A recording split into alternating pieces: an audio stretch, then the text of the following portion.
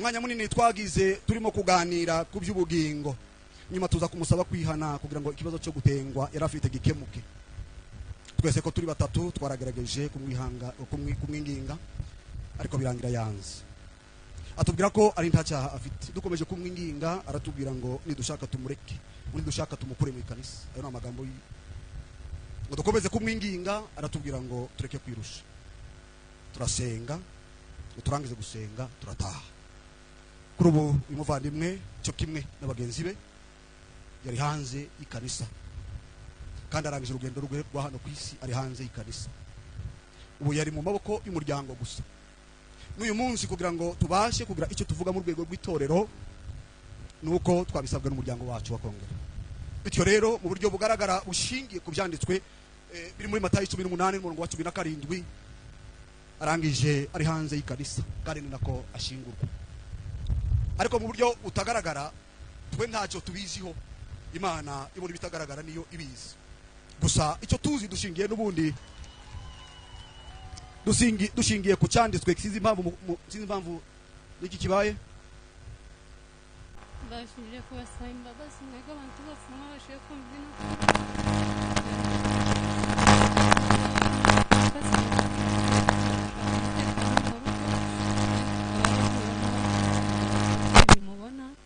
ndasabye imbere y'abantu bangana gutya n'imbere y'Imana mwese mbasabye imbabazi. Ikindi cyongeyeho ndashaka kuvugaho hejuru y'umugabo waje. Bashije kubasaba imbabazi mwebwe abantu bose mwabashije kumva ino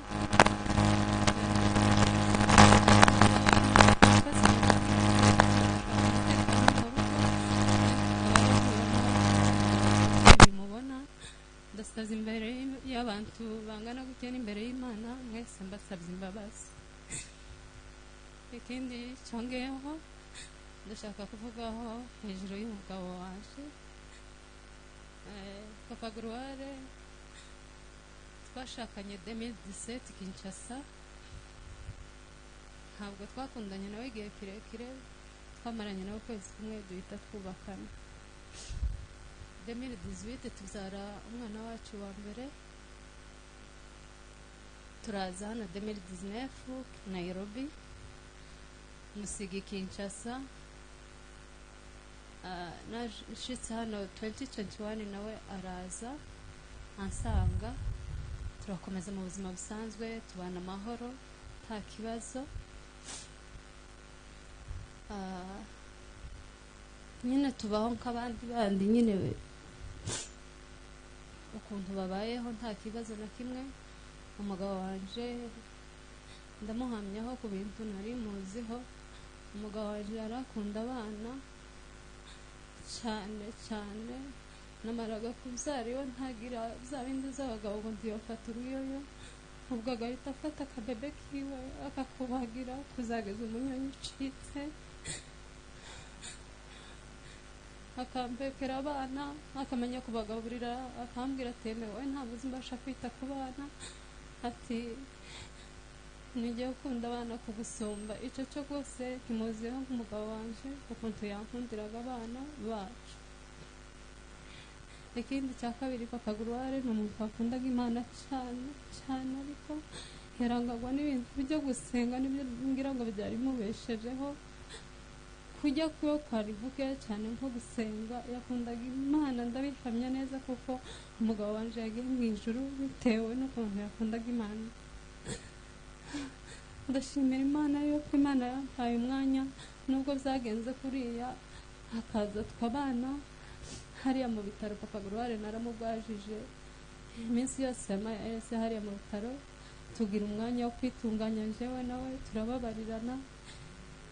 Ndashimira Imana kuko umugabo wanje yagiye ntacu umutima wiwe ushinja, ndetse naje ubwanje sigaye ntacu umutima wanje ushinja kuri we. Ibyo ndabishimira Imana yakoze ibyo ngibyo kugira ngo iduheze umwanya wanje nawe kugira ngo tubashe kwitunganya. Ikindi ndashimira koko yatsigiye urwibutso rw'abana twabyaranye nawe njyewe n'abana batatu, ndetse noneho uyu nguyu wamwishe twabyaranye yamwitaga ngo fotokopi yiwe kuko baretse cyane. Papa Gloire nta magambo afite menshi yo kumuvuga. ndabwifuriza iruhuko ridashira. Murakoze. Nagiye kumutega ubwo yashitse umugore nti yarahari, ntabwo yarakingiraniwe ahantu yarari, ntabwo yarafite uburenganzira bwo kuja gutega umugabo. Ntabwo mvuga byinshi uhereye igihe yagereye muri Kenya, ariko uhereye ku munsi wa mbere yageze muri Kenya yatangiye guhura n'ibibazo bitandukanye tubigendanamo. Yagiye ansaba inama kenshi ngatinda kumusubiza ntekereza icyiza namubwira yahitamo kiruta ibindi. Byose ndabisimbye ngeze kuri uriya munsi yafashweho. Yafunzwe ku itariki 6 z'ukwezi kwa 11 hari mu gitondo, ariko twatinze kubimenya. Namenye amakuru mugoroba wo ku itariki 6 uwo munsi yafashwe mu masaha 5:40 nibwo nahamagawe n'abantu ba Kayole bumvise izina rya se, ariko diko yitwa Tambuka hano. Sinzi ko chief witwa Otieno wa Nyamavira ahari, tuliambatana na yeye na siku ile alijaribu kutusaidia kisheria, lakini haikuwezekana. Tambukije uyu mugabo kubera ko niwe twatangiranye ibibazo uhereye umunsi musirimu afungwa. Twaragoragoje ari kwa chief kugira ngo ataja Soweto, byarananiranye. Amagambo twavuze nayo mwavuze niko mwari mushoboye. Mwarakoze, Imana ibahe umugisha. Bukeye musirimu yavuye aho ngaho ahabwa transfer. Chef ngwino, chairman ngwino, chairman naze wa Kayole. Mwarakoze cyane kubashimira. Yangezeho butaraca, twajanye kwa chief kuri za moto, twajanye Soweto, twatanze amafaranga kugira ngo tuganirize musirimu twumva icazira.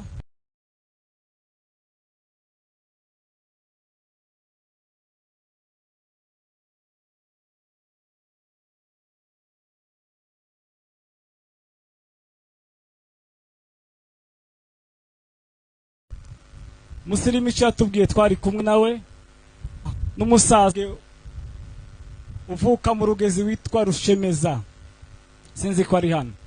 Tambuka ngwino. Twaragiye tujana n'uriya musaza uri kuza, tujana na chairman.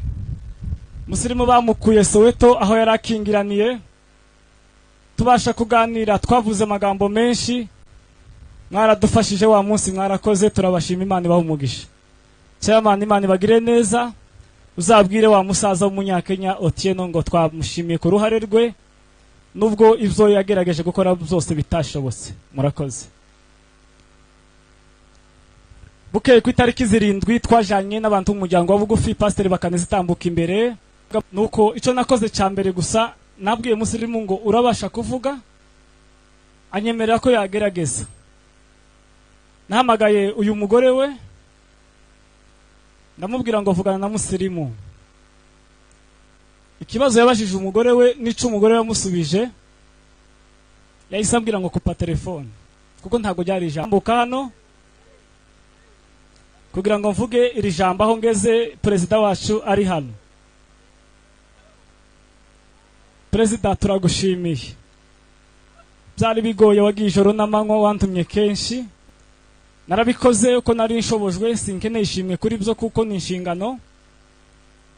Nije Mwambaza waraha, nije Runezerwa waraha, nije Makara waraha.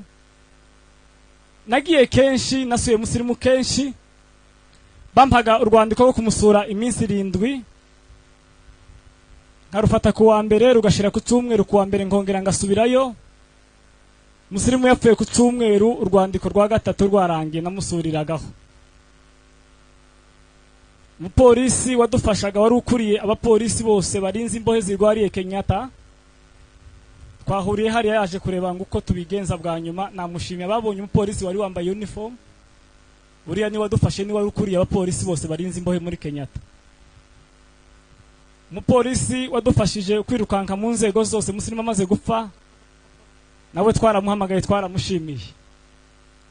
twabonanye na polisi generale mukuru ukuriye magereza muri Kenya, nawe mu izina ry'umuryango wa Kongera twaramushimiye.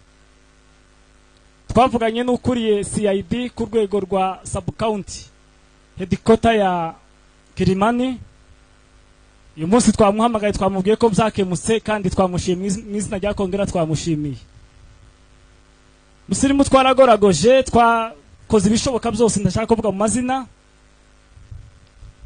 ariko njewe hari ikintu cyambabaje kirutera ko musirimu agambanirwa kugeza apfuye. Nababajwe nuko musirimu yapfuye ntitwamubikirwa. Musirimu yapfuye ku isaha 10 z'umugoroba, bantelefona ntaramye nzinigisimba nishimye ntazi ko hari kibi cyabaye. Kandi abambwiye nabo ngo babibonye ku mastati y'abantu, babimbashije mbanza guhakana kubera ko kuwa gatandatu narindiyo. Ku cyumweru umugoroba saa 9:30 barampamagaye bavandimwe, barambwira bati ko turabona ku mastati y'abantu ni nkaho musirimu yarangije.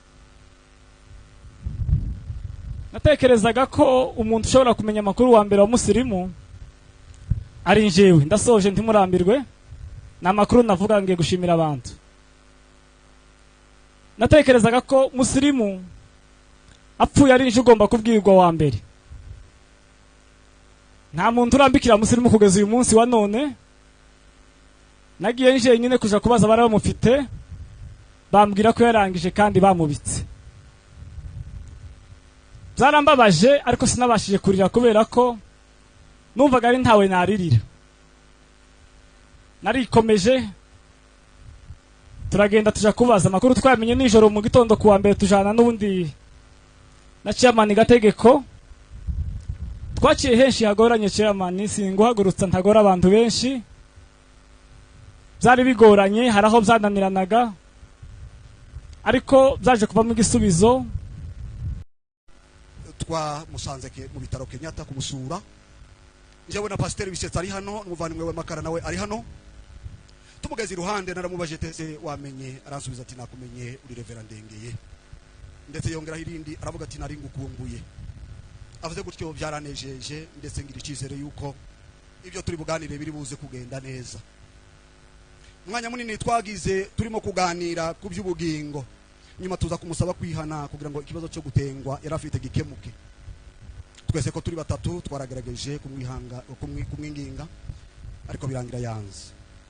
Atubwira ko ari nta cyaha afite. Dukomeje kumwinginga aratubwira ngo nidushaka tumureke, nidushaka tumukure mu kanisa. Ayo n'amagambo ngo dukomeze kumwinginga, aratubwira ngo tureke kwirusha. Turasenga, turangize gusenga turataha. Kuri ubu umuvandimwe cyo kimwe n'abagenzi be yari hanze ikanisa, kandi arangije urugendo rwa hano ku isi ari hanze ikanisa. Ubu yari mu maboko y'umuryango gusa. N'uyu munsi kugira ngo tubashe kugira icyo tuvuga mu rwego rw'itorero, nuko twabisabwa n'umuryango wacu wa Kongera. Bityo rero mu buryo bugaragara ushingiye ku byanditswe biri muri Matayo 18:17, arangije ari hanze y'ikanisa, kandi ni nako ashingurwa. Ariko mu buryo utagaragara twe ntacyo tubiziho, Imana ibona bitagaragara niyo ibizi. Gusa icyo tuzi dushingiye n'ubundi dushingiye ku cyanditswe, sinzi impamvu niki kibaye. Dushingiye n'ubundi ku cyanditswe kiri mu Itangariro 18:25. Imana umucamanza w'abari mu isi bose ntiyakora ibyo kutabera. Yohana nanone kandi mu byayishuwe 22:12 nawe yaravuze ngo Imana izagororera umuntu wese ibikwiriye ibyo yakoze. Nanone kandi ndangije nongera gusaba Imana ngo ikomeze itangiye umure mu bitima yose ibabaye. Ibyitorero naha bigarukiye, turaza kandi twese kongera guhurira hariya kwirimbi dusezera umuvandimwe bwa nyuma. Ariko ndakindi gikorwa cy'itorero cyongera gukorwa, twari twamvuganye n'umuryango ko naziriya ndirimbo zitaririmbwa, ariko sinzi impamvu babikoze. Ubwo rero turaza twongera kandi guhurira hariya. Reka nsabe umuyobozi w'umuryango aze akomereze ahangaha, mukomeze mwihangane.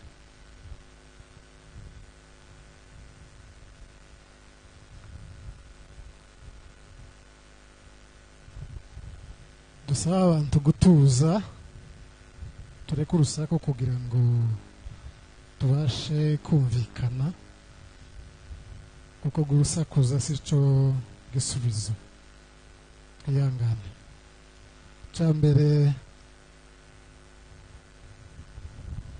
turabiyegereje mwebwe mwese abadutabaye kuri uyu munsi